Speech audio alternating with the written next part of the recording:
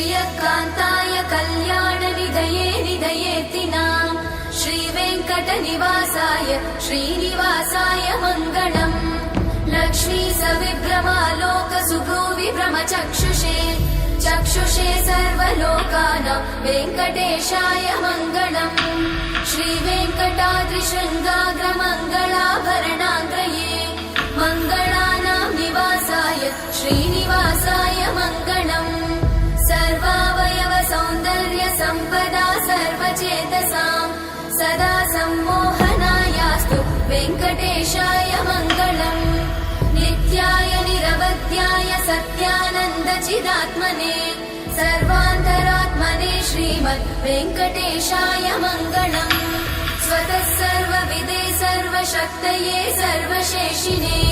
सुलभाय सुशीलाय वेङ्कटेशाय मङ्गलम्।